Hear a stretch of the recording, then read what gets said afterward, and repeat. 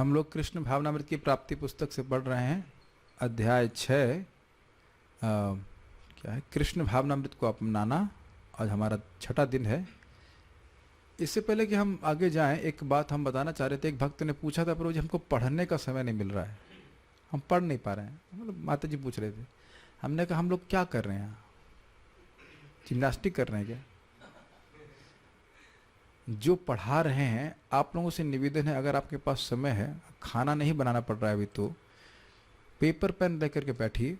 जो कुछ बात आप देखेंगे, कहीं मैं एक हाईलाइट करता हूँ या आपको कोई बात अच्छी लगी, उसको नोट कर लीजिए। ये तरीका होता है पढ़ने का। और अगर आपने ध्यान दिया हो कि जब भी मैं कुछ बोल रहा होता हूँ तो मैं बोलता हूँ ये बात मुझे बहुत अच्छी लगी थी, और फिर दैट इज कॉल्ड रस। ये बात मुझको बहुत अच्छी लगी। जैसे लाइक एग्जाम्पल, यहाँ पे ठग की बात हो रही थी ना, हम लोग वहाँ पे बात हो रही थी, जो निष्ठावान व्यक्ति है उसके पास कृष्ण प्रमाणिक गुरु भेज देंगे। ठीक, ये समझ आ रहा था।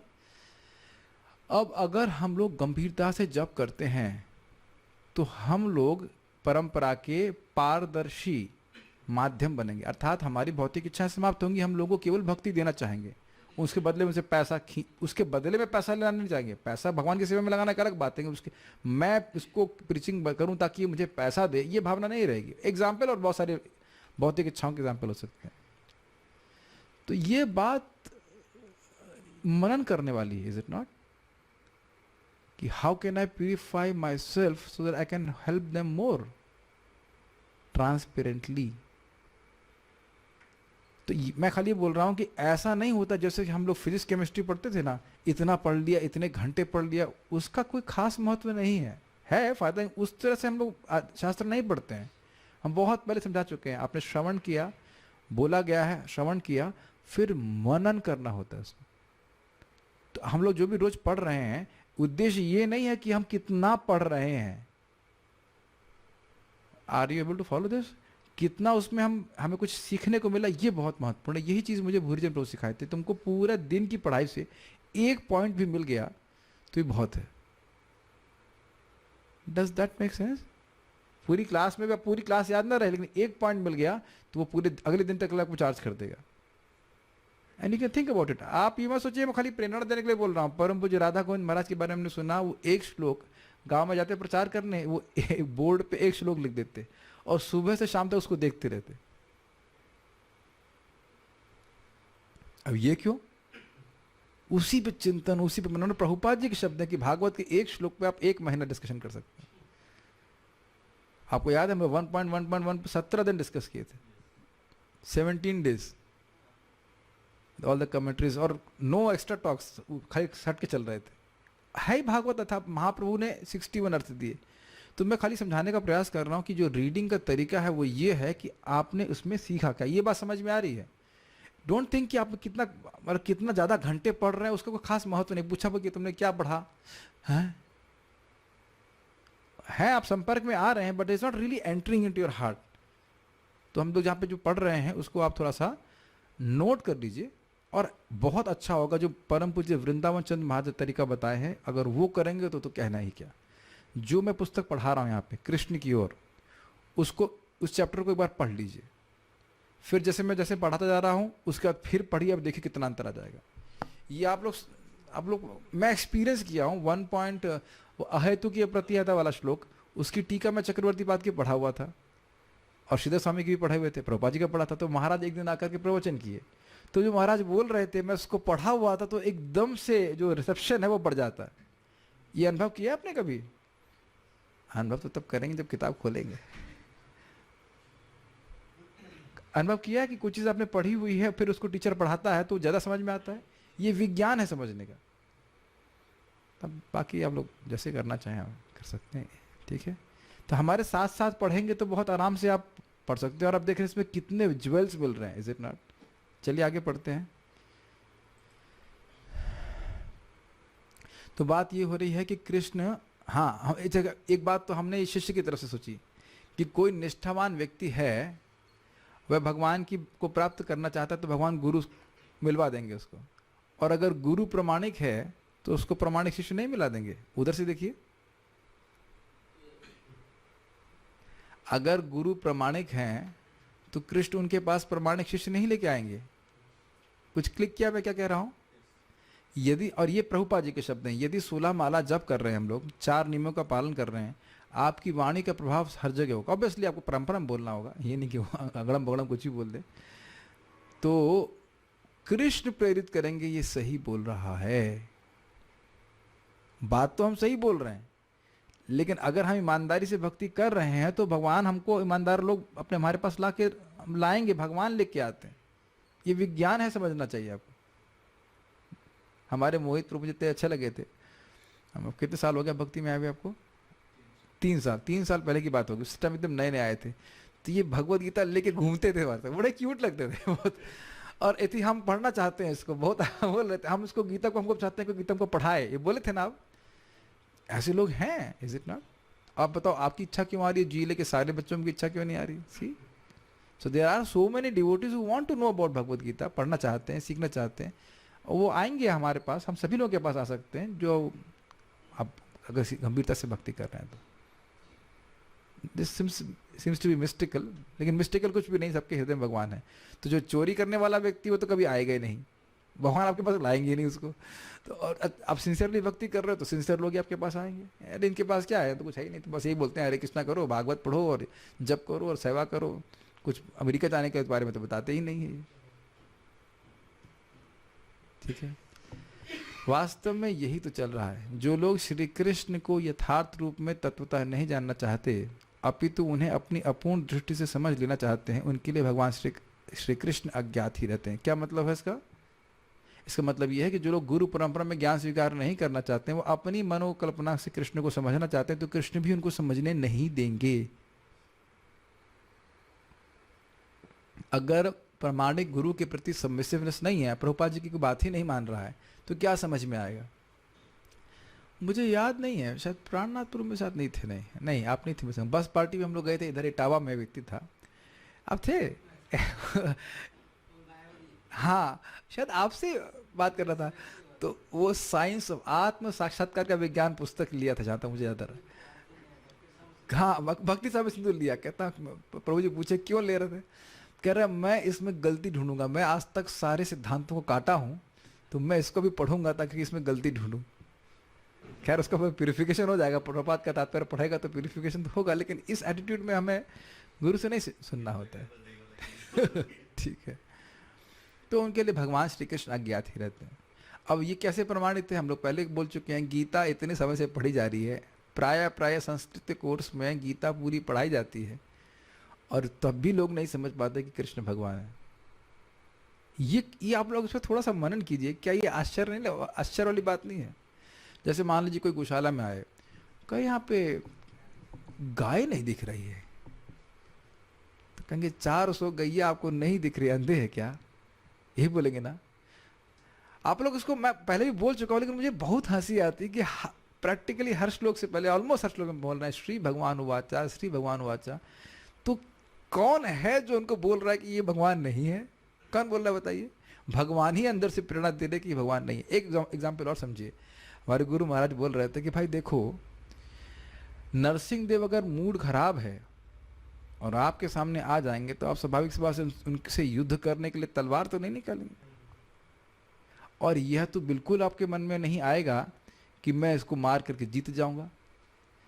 तो हिरण्यकशिपु नरसिंह देव के सामने कुछ भी नहीं था, लेकिन फिर भी वह सोच रहा था खराब मूड वाले नरसिंह देव से वो युद्ध करके जीत जाएगा। है ना आश्चर्य की बात? तो यही मत्ता स्मृति ज्ञानम अपोहनम च, क्योंकि वह शरणागत नहीं है तो भगवान नहीं बात बोलते। प्रभुपाद जी सुबह बता रहे थे, भगवान असुरों से बात नहीं करते, लेकिन भक्त लोग भगवान से भी अधिक कृपालु होते हैं।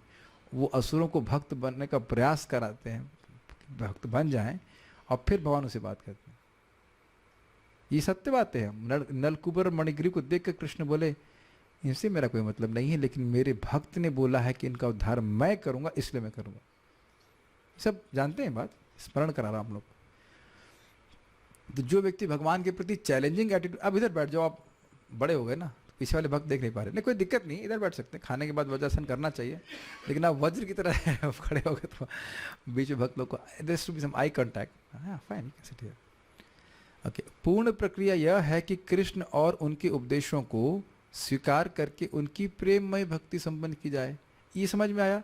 कृष्ण कह रहे हैं कि आप मेरे हो, मतलब सारे जीव मेरे हैं, तो हमें क्या स्वीकार करना है? हम कृष्ण के हैं।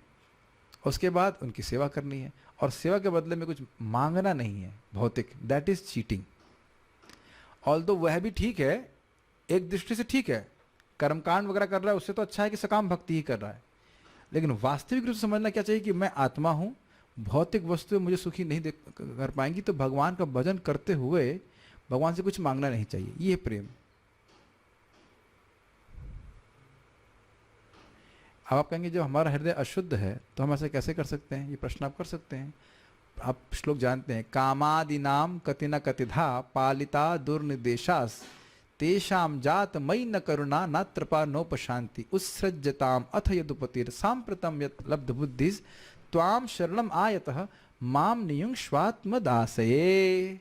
तो हे भगवान कृष्ण, मैं अनंत अनंत जन्मों से काम आदि की सेवा कर रहा हूं और वो मुझसे संतुष्ट नहीं हुए हैं। Means even now he is affected. सुनाई पड़ रहा है मैं क्या कह रहा हूं? अभी भी वो काम आदि से प्रभावित है, लेकिन बुद्धि समझ में आ गई कि ना भगवान, मैं इनकी सेवा नहीं करना चाहता हूं, मैं आपकी शरण में आया हूं, मुझे अपनी सेवा में नियोजित कीजिए।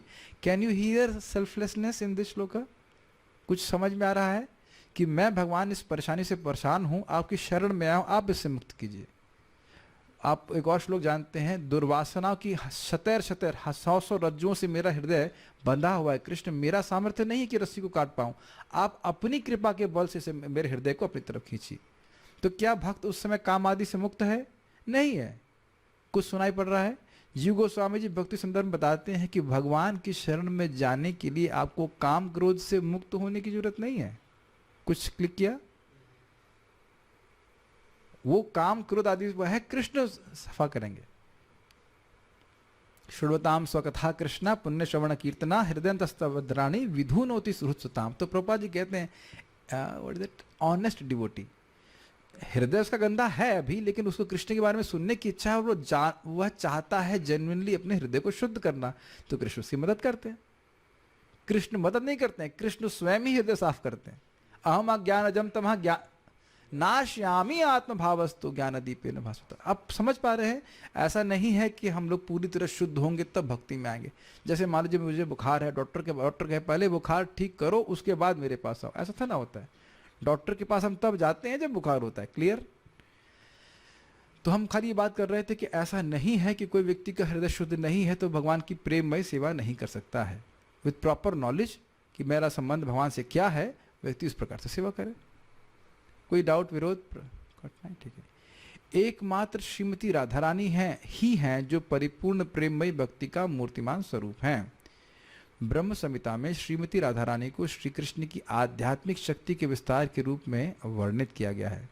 इस प्रकार वे कृष्ण से अभिन्न हैं।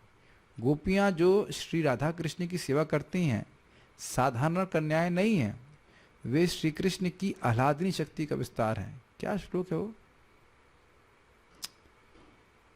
आनंद चिन्मय रस प्रतिभाविताभिषेक शुरू होता है ना, आनंद चिन्मय रस प्रतिभाविताभिस्ताभीर्य एव निज रूपतया कलाभि गोलोक एव निवसति अखिलात्म भूतो गोविंदमादि पुरुषम तमहम भजामि। तो वहां पे भी बोल रहे हैं कि आनंद चिन्मय रस प्रतिभाविताभिर एव निज रूपतया कलाभि। भगवान श्री कृष्ण के ही निज स्वरूप हैं, उनकी स्वरूप शक्ति से ही श्रीमती राधा रानी का विस्तार है, उनसे अन्य गोपियों का विस्तार है। वे कोई सामान्य भौतिक कन्याएं नहीं हैं, और उनके बीच में जो प्रेम का आदान प्रदान वो कैसा है? आनंद चिन्मय रस है, वहां कोई काम भावना नहीं है। निसंदेह उनकी स्थिति को समझने के लिए हमें गुरु महाराज के मार्गदर्शन की आवश्यकता है। यदि हम जीवात्माएं वास्तव में श्रीमती राधा रानी की संगति करना चाहें तो यह संभव है, यद्यपि वे साधारण स्त्री नहीं है। जैसे यहाँ दिखा रहे रघुनाथ दास गोस्वामी, भजन कर रहे थे तो राधा रानी उनकी धूप से रक्षा कर रही थी। This is too much, is it not? खुद पसीने से लथपथ हैं, और कितना अद्भुत है ना कि जो नाम जाप कर रहा है उसके प्रति कितना अनुग्रह से श्रीमती राधा रानी देखती हैं। वो साधारण स्त्री नहीं है, स्वयं को उच्च भक्ति का अधिकारी बनाकर हम श्रीमती राधा रानी के संगी हो सकते हैं, उनके पार्षद बन सकते हैं। क्या ये सच है? That question you have to ask ourselves. क्या इन बातों को आप सच मानते हैं या अभी भी भारतीय बनने का, भारतीय की उपाधि से चिपके हुए हैं? हमें खुद सोचना है। समझ पा रहे हैं जो हम लोग बात चर्चा कर रहे थे, कि अभी भी हम लंगर डाले हुए हैं और कब तक डाले रहेंगे, जब विचार कीजिए। या हम ये सोचना शुरू करेंगे कि नहीं, हम आत्मा हैं, हम भगवान के हैं और हमें भगवान के पास पहुंचना है। देखिए, बुरा मत मानिएगा, एक भक्त बोल रहे थे, प्रभु जी आप तो ब्रह्मचारी हैं, आप तो सब आसक्ति छोड़ दी, हम तो छोड़ नहीं पा रहे हैं। छोड़ नहीं पा रहे का मतलब क्या हुआ? लंगर खुद ही नहीं उठा रहे हैं। देखिए, ऐसा नहीं कि मैं कटाक्ष कर रहा हूं, ये बहुत गंभीर बात है। आत्मा गृहस्थ नहीं है, न आत्मा स्त्री है न पुरुष है। उस लंगर को व्यक्तिगत रूप से हमें स्वयं उठाना होगा। Is it? मेरी बात आपको समझ में आ रहे हैं क्या? मतलब मुझे बड़ा उद्विग्नता होती है जब मैं कुछ बात बोलता हूँ और उसको चिकने घड़े की तरह मत सोचे, ग्रहण कीजिए। चिकना घड़ा समझते हैं? कितना भी पानी चला जाए वैसे ही चिकना रहता है। हाँ, ये तो बोलते ही रहते हैं। You have to learn to identify with Krishna. Krishna के अलावा हम किसी के नहीं हैं। हम यहाँ जब तक हैं तब तक हम कर्तव्य निभा रहे हैं, लेकिन जब सोचिए कल अगर मृत्यु हो जाती तो क्या अगला जन्म में भी यही कर्तव्य हमारे रहेंगे? मैं इर्रिस्पॉन्सिबल होने के लिए नहीं बोल रहा हूँ, लेकिन मटीरियली एब्जॉर्ब होने के लिए मना किया जा रहा है। मेरी बात आप समझ पा रहे हैं? कठिन हो रहा समझने में कि हम जाप करके भगवान की भक्ति करके भगवान के पार्षद बनना है। Make sense? व्यवसाय आत्मिका बुद्धि, we can not just hold on to our attachments. Maybe it may appear to be heavy but it is not have. आप एग्जाम्पल थोड़ा सोच लीजिए, कि बुरा मत मानिएगा प्लीज, एग्जाम्पल सीनियर भक्तों ने दिया है लेकिन है बहुत रुचिकर। इस पे वीडियो भी प्रेम कृष्ण रूप भेजे थे हमको, आप भी भेजे थे ना? प्लीज बुरा मत मानिएगा, हम सब लोग उसी कैटेगरी में हैं। बंदर को कैसे पकड़ा जाता है? तो बंदर को पकड़ने के लिए सुराही समझते हैं, सुराही के अंदर घोड़ और चना डाल देते हैं, पता है आपको बात? और बंदर उसमें हाथ डाल देता है और उसके हाथ में गुड़ और चना आ जाता है, हाथ में आ गया ना ऐसे करके। अब अगर अंगूठा सा बंधा है तो सुराही से तो हाथ बाहर नहीं निकल नहीं पाएगा। अब उसकी इतनी बुद्धि नहीं है कि गुड़ और चना छोड़ दे तो उसकी मुक्ति है। ये बात हम सब लोगों को अपने पर क्या कहते हैं घटित करनी होगी। कौन कौन सा हमारे लिए कौन सा गुड़ और चना है? सबका गुड़ और चना अलग अलग है कि नहीं? ये मैं आप लोग पे कटाक्ष नहीं कर रहा हूँ, कुछ किसी पे कटाक्ष नहीं कर रहा हूँ, मैं सबको हमें विचार करना कि कौन सा गुड़ चना जो है जो हमको इस भौतिक जगत रूपी सुराही में फंसा के रखा हुआ है। सुराही के अंदर काफी अंधकार होता है वैसे, और ये ब्रह्मांड भी अंड जैसा ही है। क्या है जो हमको प्राप्त हो जाएगा उससे हम सुखी हो जाएंगे? आप मेरी बात समझ रहे हैं? ये सारी चीजों को महत्व ना दे, भगवान का पार्षद बनना ये महत्व ना दे करके इन सब चीजों को महत्व दे रहे हैं, जबकि पूरी संभावना है राधा कृष्ण स्थलम लभेत। स्पष्ट शास्त्र कह रहा है कि जो हरे कृष्ण मंत्र जप करेगा उसे श्री श्री राधा कृष्ण का स्थल प्राप्त हो जाएगा। पद्म पुराण में लिखा गया। ये 32 अक्षरों का ही महामंत्र करने वाला व्यक्ति, श्लोक तो पूरा याद नहीं, अर्थ यही है, 32 अक्षरों का महामंत्र करने वाला व्यक्ति निश्चित राधा कृष्ण के स्थल की प्राप्ति करेगा। राधा कृष्ण के स्थल वैकुंठ नहीं बोला जाता है, गोलोक ही है, एक ही स्थल है और कोई स्थल नहीं है। अब कठिनाई ये कि लोगों को विश्वास नहीं होता इसके ऊपर।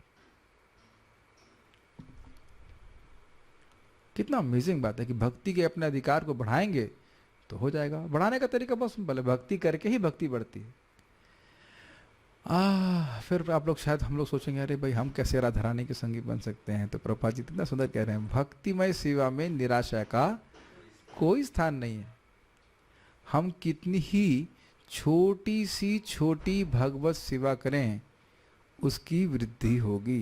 अब कौन भाई, मतलब एक एक लाइन नोट करने वाली है, एक एक लाइन।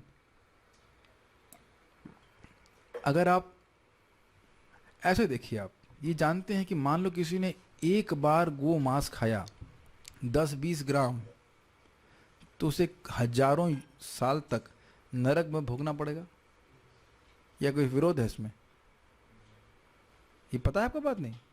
ओकेजनली शराब पीने की बात छोड़ दीजिए, जीवन में एक बार शराब पिएगा तो वहां जाकर उसको लोहा पिलाया जाएगा गरम।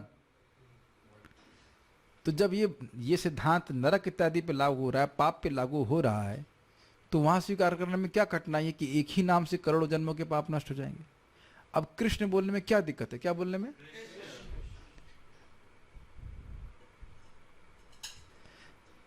जो अब देखिए, आप कहेंगे हमको विश्वास नहीं होता है। जो व्यक्ति शराब पी रहा है उसको विश्वास होता है कि हमको हमारा ट्रीटमेंट किया जाएगा नरक में, तो उसके विश्वास के अनुसार तो कुछ होता ही नहीं है ना। नहीं विश्वास है तो कोई आएंगे नहीं, यमदूत आएंगे। अच्छा, आपको विश्वास था कि आप शराब पीने से नरक जाते हैं? कि नहीं, हमको कोई विश्वास नहीं था। ठीक है, आपको छोड़ देते, छोड़ते हैं वो। हाँ, नरक किसने देखा है? तो कहता चलो तुम पूरा जीवन यही बोले ना किसने देखा, चलो दिखाते तुमको तुमको दिखाते हैं। तो अब दिखाएंगे, अच्छे से टूर होगा, बढ़िया से आपको फ्लैट अकोमोडेशन दिया जाएगा। तो अब बताइए, जान अनजान कैसे यहाँ पाप कर रहा है तो उसका भोगना पड़ेगा कि नहीं?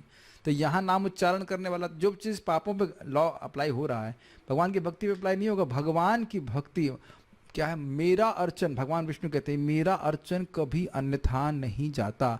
मैं ये बात इसलिए बोल रहा हूँ, कई बार माया हमारे दिमाग में प्रोग्रामिंग करती है, कुछ हुआ है जब कर रहे हो, कुछ हुआ अभी तक, कुछ हुआ, कुछ हो रहा है तभी तो लोग छोड़ देते हैं भक्ति करना, है ना? यही प्रोग्रामिंग करते हैं, कुछ हो रहा है क्या, कुछ हुआ क्या? और आज मैं जब प्रसाद ले रहा था तब मैं देख रहा था कि कितने अनर्थ गायब हो गए। तो आप कैसे कह सकते हो कि नहीं हो रहा कुछ? कहाँ जा रही है मति का फ्लो? प्रभुपाद जी के शब्द है, देखो तुम कैसे सोच रहे हो। मैं खाली बोल रहा हूँ कि छोटी सी छोटी सेवा, एक बार प्रणाम कर लिया, प्रसाद खा लिया, वो सब भक्ति का संस्कार देने वाला है। धाम में आ गया, भक्तों को देख लिया, तिलक देख लिया, इत्यादि इत्यादि, वो सब जा रहा है क्रेडिट में। आपने कितने चम्मच चलाए आज तक प्रसादम सर्विंग में? आपने एक से तो अधिक चलाया होगा, आज एक से अधिक तो चलाया होगा, अपने वाले भी तो। हाँ, बता दीजिए कितना चला है चम्मच? ये नहीं पता। अच्छा, कितना जप किया आपने अब तक? प्राणनाथ प्रभु गिने हैं?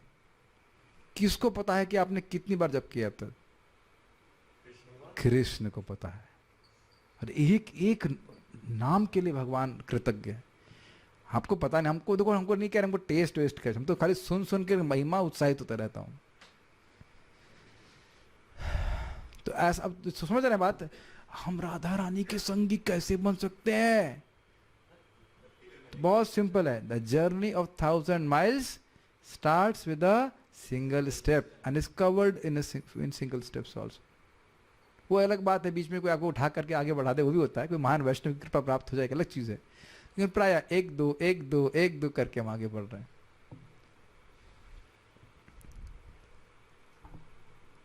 तो ये स्थिति है।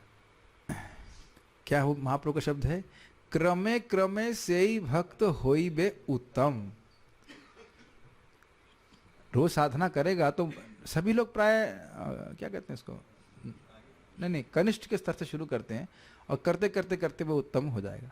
प्रभुपाद समझाते हैं कैसे, कि जैसे मानो कोई जज की सीट पे बैठा देने मात्र से सारा समझ में आ जाए कि जजमेंट देना कैसे है। ऐसा भक्ति का प्रोसेस है कि भक्ति करने मात्र से सारे सद्गुण अपने आप आ जाते हैं।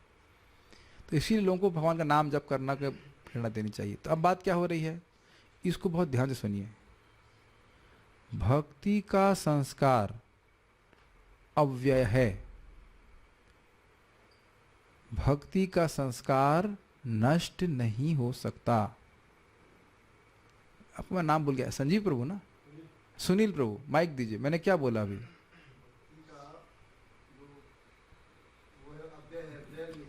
क्या क्या अव्यय हो नहीं सकता है?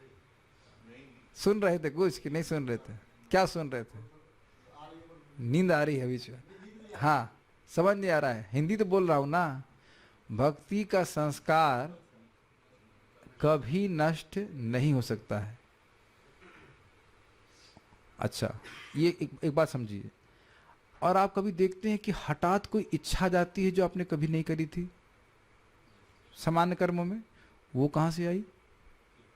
पहला कोई कर्म किया था, उसकी वजह से वो इच्छा अपने आप आ गई।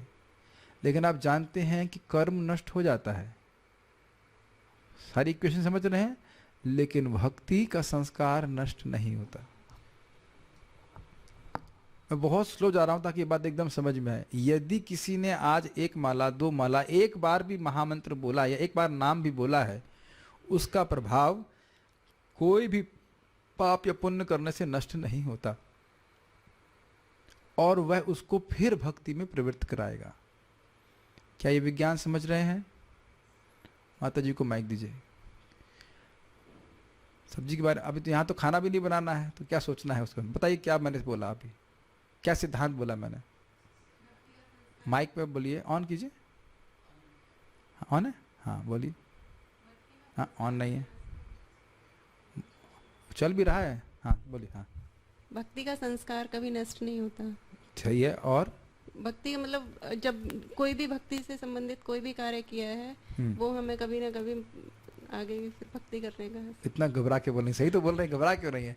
तो जो भक्ति कर रहा है वह संस्कार मान लो पूरा नहीं भी हुआ, पूर्व अभ्यासेन तेनेव ह्रियते ही वशोपि सह, वो पूर्व के भक्ति के अभ्यास के कारण फिर वह ना चाहते हुए भी भक्ति के प्रति आकर्षित होता चला जाएगा, उसे पता नहीं चलेगा क्यों हो रहा है। वोट, आप मेरी बात समझ रहे हैं? लेकिन एक बात यह है कि भक्त संग के बिना ये संस्कार मिल नहीं सकता है। एक्सक्लूसिवली क्या है वो? महत कृपा बिना कोनो कर्मे भक्ति नोए, कृष्ण भक्ति दूर रहो संसार नहीं छोए। सारी बातें समझ पा रहे हैं?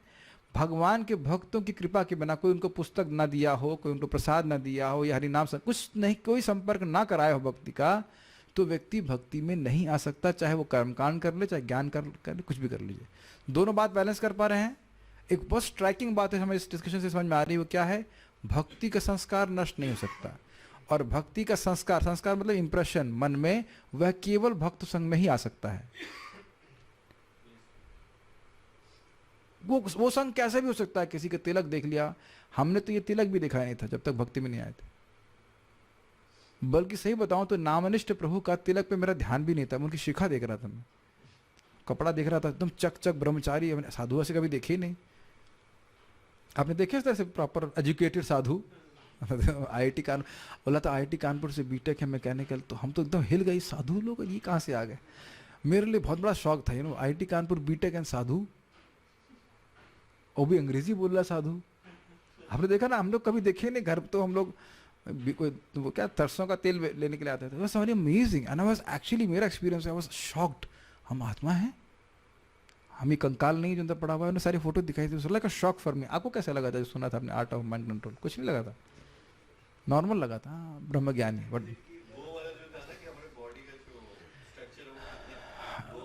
हाँ, 5 रुपए का, 105 रुपए का वो है पूरे शरीर की वैल्यू, तो बहुत स्ट्राइकिंग था वो। और प्रभुपाद जी की पुस्तक जब मैंने पहली बार पढ़ी थी ना, जर्नी ऑफ सेल्फ डिस्कवरी, लगा था ये पुस्तक, ऐसी पुस्तक हमने कभी नहीं पढ़ी।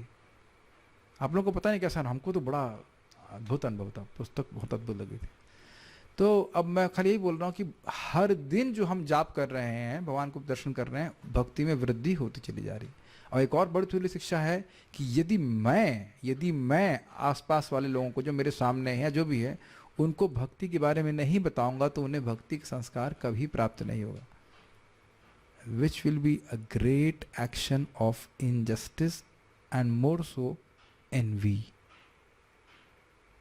मेरे पास बहुत सुंदर वस्तु है जिससे मेरा उत्कर्ष हो रहा है, आपको नहीं दूंगा, कहीं आपका उत्कर्ष मुझसे अधिक हो गया तो?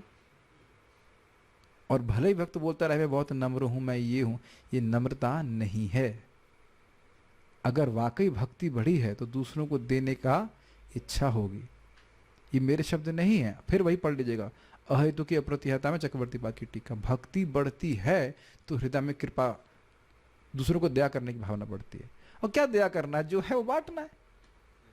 एक छोटा सा उदाहरण समझ लीजिए, अब कृष्ण हॉल में गए हैं, हमारे भक्तों ने सब बना दिया खिचड़ी विचड़ी, कहा जा खड़े हो जाओ, चम्मच चला दो। तो आप सोचते हैं कि मैं तो इतना पतित हूँ कि चम्मच भी नहीं चला सकता, कैसे दूंगा, सामने वाले की योग्यता भी तो देखनी पड़ेगी खिचड़ी देने के लिए। कभी सोचे आज तक? कुछ सोचा आज तक? और आप जान रहे हैं खिचड़ी पीछे से लाई जा रही है, खाली बांटना है।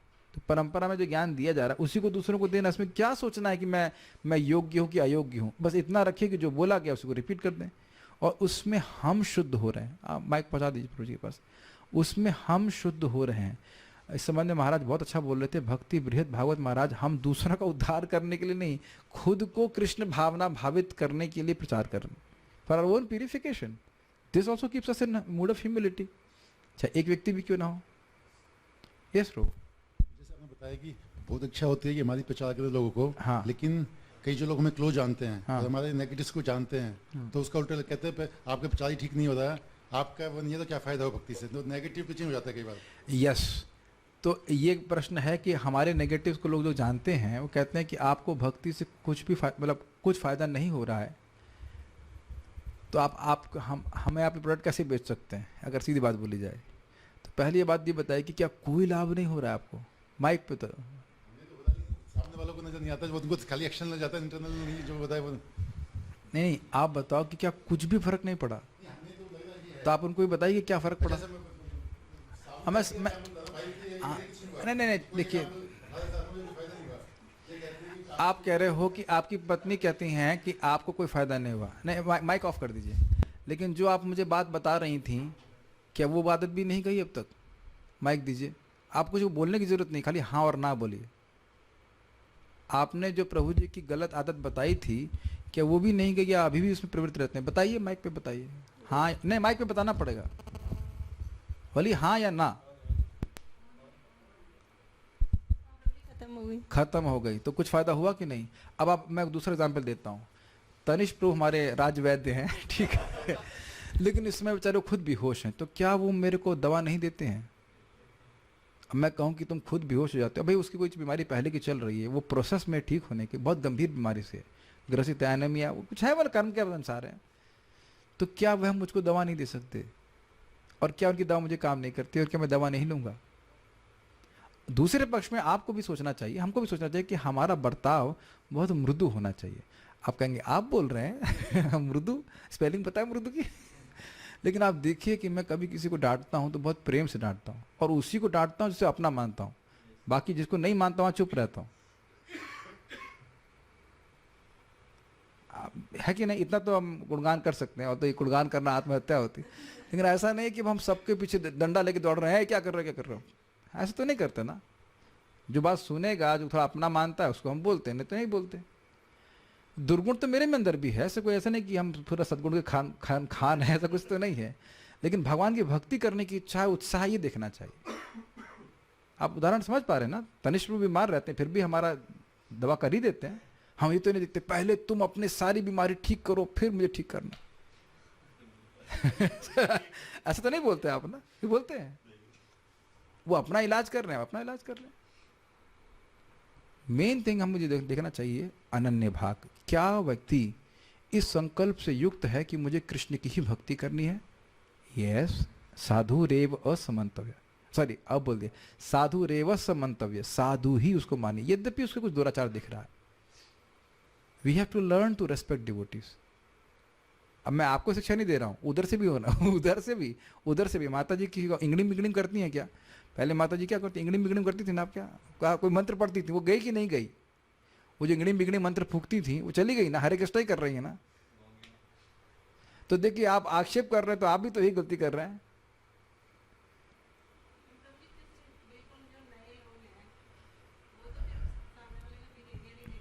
यही तो हम बोल रहे हैं, प्रभुपाद जी बोल रहे हैं कि जो सामने वाला व्यक्ति है वह आपके आचरण को देखेगा। मुझे आज भी याद है, नामनिष्ठ प्रभु 23 साल बाद मिले, मैंने कहा प्रभु जी मुझे आज भी याद है, हम प्रसाद के लिए बैठे थे, आप बढ़िया आलू का पराठा दिए थे और आम खिलाए थे और दही भी दिए थे। कहते मुझे तो भूल गया। मैंने कहा नहीं, मुझे याद है।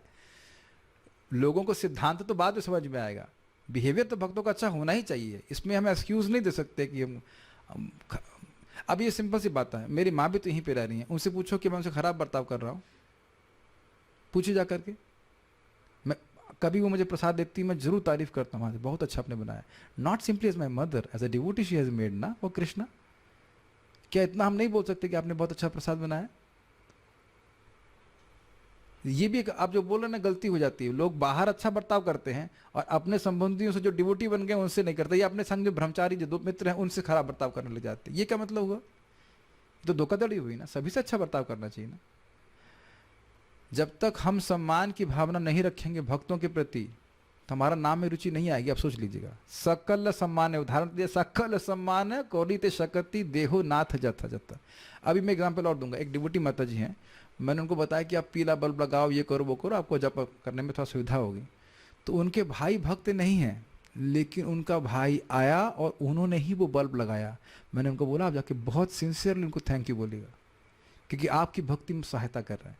इसलिए सुनने का प्रभाव होता है। महाराज, फिर याद दिला रहा हूँ, महाराज बोले, परम पूज्य वृंदावन चंद महाराज, आप कहीं जा रहे हो किसी प्रीचिंग प्रोग्राम में और पूछ ले रास्ता आपने, तो आप कुछ नहीं गिनेंगे, लेकिन कृष्ण उसको गिनेंगे। तो जितनी हमारी भक्ति बढ़ेगी उतनी कृतज्ञता आएगी। घर में खाने के तो बाई लगी हुई ना बनाने के लिए, कि माता जी बनाती हैं। भाग्य है आपका कि 16 माला और दीक्षित 16 माला तो हम कर ही लेती हैं, और दीक्षित डिवोटी के हाथ से प्रसाद मिल रहा है। जरूरी नहीं कि मंदिर में जो जब कुकिंग कर रहा हो वो 16 माला जब कर रहा हो। गलत तो नहीं बोल रहे हैं? ये माला भी कर रहा हो। तो पॉइंट जानते क्या है? पॉइंट ये है कि जो हमको मिल रहा है उसकी वैल्यू नहीं कर रहे हैं। ये बात है। समझ पाते हैं इस बात को? ये बात जो बात हुई ना, ये बहुत प्रासंगिक बात हुई है। भगवान छोटी से छोटी भगवत सेवा को देखते हैं और हम बड़ी सी बड़ी सेवा को भी नहीं देखते भक्त की। कितने लोग हैं जो 16 माला जप कर रहे हैं बताइए उठ करके? क्योंकि नाम की भक्ति की महिमा नहीं समझ रहे हैं, इसलिए हम भक्त की महिमा भी नहीं समझ रहे। तो आप कहेंगे हमें डांट क्यों पड़ती है? फिर डांट इसलिए पड़ती है ताकि भक्ति में प्रगति हो। समझ पा रहे हैं? कहीं डिफ्लेक्शन हो रहा है उसलिए बोला जा रहा है। इसलिए नहीं बोला जा रहा है कि कोई खराब बोला जा रहा है, कि नीच बोला जा रहा है। कहीं कभी मैं बोला हूं किसी को नीच? बताइए। नाट लगाया कभी बोला हूं? कभी नहीं बोला। Is it not? जितना आप नाम की महिमा हृदय में प्रकाशित होगी, शुद्ध हम बढ़िया से नाम जप करेंगे, उतना ही सम्मान की भावना बढ़ेगी, चाहे कोई भी व्यक्ति नाम जप कर रहा हो। देखा नहीं आपने वो, उसका क्या नाम है उनका, कौन से दास थे? गदाधर दास। समझे? तो बड़ी हंसी आती। मुसलमान के घर में गए, ऐसे कॉलर पकड़ लिया, तुम अगर आज हरि नाम नहीं बोलोगे तो तुम्हारी गर्दन काट दूंगा। अमेजिंग। वो कहता है ठीक है मैं गदाधर, मैं कल हरि का नाम बोलूंगा। तुमने हरि का नाम बोल दिया, तुम्हारे करोड़ों जन्मों के पाप नष्ट हो गए। See how they are grateful. Guru Maharaj बोल रहे थे, प्रभुपाद जी कीर्तन करते वहां पे अमेरिका में, और केवल कोई नोटिस करता, even if somebody just notice it, Prabhupada was ready to give his life for that person. ये भक्तों की कृतज्ञता है। ध्रुव महाराज को 36,000 साल बाद भी याद था कि मेरी माँ ने मुझे भगवान की तरफ जाने के लिए हेल्प किया था। सो एक बात यहाँ का पॉइंट आप सुन लीजिए। गुरु महाराज बहुत अच्छा बोल रहे थे, इस पर बोलते ही अच्छा है। Krishna will take our devotional service seriously when he sees how much we are grateful to those people who have helped us in भक्ति।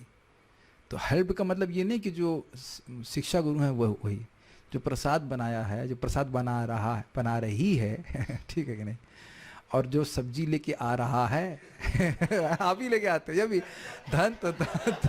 धन तो प्रभु जी ला रहे हैं, तो होना चाहिए ना। आपको बाहर जाके नौकरी तो नहीं करनी पड़ी, 14 घंटे सीए का काम तो नहीं करना पड़ रहा है ना आपको, व्हाटएवर 8-10 घंटे जो भी करते हैं। तो ये एक बात समझिए, अगर हृदय में आपकी भक्ति बढ़ रही है तो कृतज्ञता की भावना बढ़ती है। Whatever somebody can do, you are appreciative। वो कृष्ण का गुण है जो हृदय में प्रकाशित हो रहा है। तो गंभीरता से जब कीजिए, भक्ति करिए, प्रगति हो जाएगी। वैसे मजाक की बात यह है कि जब हम बोलते हैं प्रभु जी को इधर आने के लिए, एक बार माता जी करते हमारा झगड़ा हो रहा है, हमने ऐसा करिए प्रभु जी को इधर भेज दीजिए, तो एकदम चुप। तो यही गृहस्थी, झगड़ा भी करेंगे और आसक्त भी होंगे ठीक है, वो तो चलता रहेगा। लेकिन we must be grateful for every devotee who is doing service. Kadam Kanan Maharaj पे बोल रहे थे कि at least we should respect devotees. हमें तो सभी जीवों को सम्मान करना चाहिए, कम से कम भक्तों का सम्मान करना सीखें। तो ये हमारे लिए बहुत इंपॉर्टेंट बात है कि कोई व्यक्ति भक्ति में आया है, he is not an ordinary person, specially देखिए, मैं अगर अपनी बात करूं तो हमारे आश्रम में जो रहते हैं उनके प्रति मैं बहुत स्ट्रिक्ट रहता हूं कि आपको अच्छी साधना करनी पड़ेगी, और नहीं तो हम नम्रता से बोल देते हैं जितनी मेरे पास है कि आप यहाँ से चले जाइए, क्योंकि आप यहाँ रहेंगे आप परेशान हो जाओगे। मैं आपको बोलूँगा क्लास में आने के लिए, जब करने के लिए, अगर आपका उत्साह नहीं तो आप बाहर रह के भक्ति करिए, जैसे करना चाहते हैं वैसे कीजिए। हम पूरा सम्मान करना चाहते हैं, लेकिन यहाँ रहेंगे तो मेरी एक्सपेक्टेशन बहुत बड़ी रहेगी, and it works very nicely. Ashram is not for loose people, क्योंकि वही जो आप बोल रहे हैं ना वही होगा। लोग देखेंगे अरे आश्रम का डिवोटी ऐसे कार्य कर रहा है, तो फिर उनकी भक्ति से श्रद्धा कम हो जाती है। लेकिन बाहर कोई रह रहा है, कोई देखेंगे 8 बजे उठ के आ रहा है, वेरी गुड मैं टाइप कर देता हूँ, वेरी गुड 4 माला कर रहा है, वेरी गुड, और वेरी गुड है भी। आश्रम में थोड़ा जा रहा है जो उसको उतना स्ट्रिक्ट करा जाए। तो आप देख सकते हैं कि इस तरह से अलग अलग बर्ताव किया जाता है अलग अलग व्यक्ति के लिए। लेकिन जो कोई भी भगवान का नाम जप कर रहा है, महाप्रभु का शब्द है, 4 मुखे सुने एक कृष्ण नाम, उसका सम्मान करो। एक मुख से एक बार भी कृष्ण का नाम ले रहा है तो मन से सम्मान कीजिए, यद्यपि आप उसका संग नहीं करेंगे। और यही रूप गोस्वामी जी बोल रहे हैं, कृष्णेति यस्य गिरितम मनसाद्रियेत। आप समझ पा रहे हैं डिस्कशन सारी बात क्यों है? जिसके मुख से एक बार भी कृष्ण का नाम लिया है उसको मन से आदर देना चाहिए, भले आप संग नहीं करना उसको। Are able to follow? छोटी से छोटी भगवत सेवा शुरू हो जाएगी और फिर वृद्धि होती चली जाएगी। ठीक है? भक्तिमय सेवा कभी नष्ट नहीं होती। जहां तक भौतिक पदार्थों का संबंध है, इस संसार में हम जो कुछ प्राप्त करते हैं वह सब शरीर के नष्ट होने के साथ ही नष्ट हो जाता है। मैं ये पॉइंट बोलने ही वाला था और उसको हम चर्चा करेंगे, किंतु चूंकि हम सनातन चिन्मय स्फुलिंग चिंगारी हैं, अतः हमारी आध्यात्मिक संपदा हमारे साथ जाती है और शनः शनः फलवती होती है। थोड़ा समझने का प्रयास कीजिए। महाराज इसमें बहुत सुंदर बोले। वो बोल रहे थे भागवत धर्म के ऊपर, यानी कि जीव का कर्तव्य जो भगवान के प्रति है, और ये कौन सा लौकिक कर्तव्य, लौकिक धर्म, स्त्री धर्म, पति धर्म इत्यादि इत्यादि। अब आप ये बताइए कि स्त्री धर्म कब तक लागू होगा? जब तक स्त्री शरीर में है। और अगले जन्म में पुरुष बन गए तो वो धर्म लागू होगा। लेकिन इस जन्म में आप जाप कर रहे हैं, प्रसाद खा रहे हैं, भक्ति कर रहे हैं, अगले जन्म में प्रसाद खाएंगे, जप करेंगे, भक्ति करेंगे। अगले जन्म में प्रसाद खाएंगे, जप करेंगे, भक्ति करेंगे, और गोलोक पहुंच जाएंगे तो क्या करेंगे? कुछ क्लिक किया? कुछ क्लिक कर रहा है आपको? तो आप समझ में आ रहा है ना कि किधर दिमाग लगाना चाहिए। जो हमारा शाश्वत कार्य है उधर लगाना चाहिए। हम आत्मा हैं, हम शरीर नहीं हैं। तो जैसे इस समय हम लोग आत्मा की तरह कार्य कर रहे हैं कि शरीर की तरह? Simple, when you are discussing about Krishna कथा कर रहे हैं तो आत्मा की तरह कार्य कर रहे हैं। और इसके बाद अभी आप लोग को पता, अच्छा पिक्चर हम लोग उसमें पिक्चर टीवी पे कौन सी पिक्चर लगाने वाले थे 11 बजे? गजेंद्र मोक्ष। अच्छा नहीं, तो अब हम अगर मान लो पिक्चर लगाते हैं टीवी में तो फिर हम शरीर की तरह कार्य कर रहे हैं। प्रसाद खा रहे हैं तो कैसे कार्य कर रहे हैं? आत्मा की तरह। गोलोक में क्या करोगे आप? प्रसाद खाओगे। बड़ा सिंपल है ना। ये भक्ति बृहद भागवत महाराज बोल रहे थे, और ये प्रभुपाद जी बोल रहे थे। कुछ समय पहले हम लोग प्रथम स्कंद में पढ़ रहे थे कि मायावादी लोग इसी में खुश रहते हैं कि हम आत्मा हैं, लेकिन भक्त लोग आत्मा के कार्यों को जानते हैं और करते हैं अलग से कुछ। और क्या आत्मा का कार्य? भगवान की भक्ति है। तो ये सब बातें हैं। तो यानी कि आज आप भक्ति कर रहे हो, करते रहो, धीरे धीरे करके ये फलवती होगी। और फलवती का अर्थ है विजिबल ट्रांसफॉर्मेशंस ऑफ हार्ट। फलवती का अर्थ है भगवान की सेवा किए बिना मैं जी रहा हूं, ये बीमारी है, उससे मुक्त हो जाना।